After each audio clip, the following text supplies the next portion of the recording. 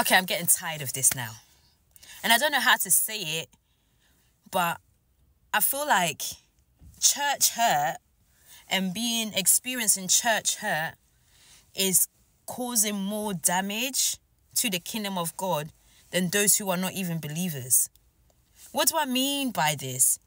I'm coming across people who are exposing cults 100%. I'm into that. And probably that's why my algorithm is showing me so many people and their testimonies. Testimony is one thing and experience is one thing.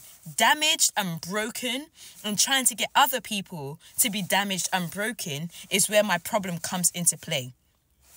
Because there's a difference between coming to share your experience, warn people, but also give solution, to tell people your experience and make it a blanket canvas to put people off going to the church of God. You're putting people going to a church, there are good churches out there. The reality is there are good churches and we are missing the point. Jesus didn't come just to die for you alone, no. He came to die for the church, his bride. So every time you speak negative, and I'm not saying don't, I'm saying anytime you speak negative, you need to caveat with the love of Christ. What Jesus came to do, because man are falling. Churches are hospitals. It's like going to a hospital and say, why are people sick here? Why are you here? Why would you go to a hospital and be surprised that there are sick people there? There are sick people in the church. And people are broken. And the danger is when your relationship becomes religion.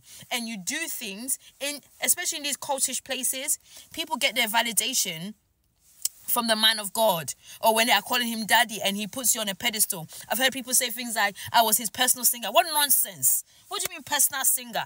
Who needs a personal singer? All your worship should only go to God.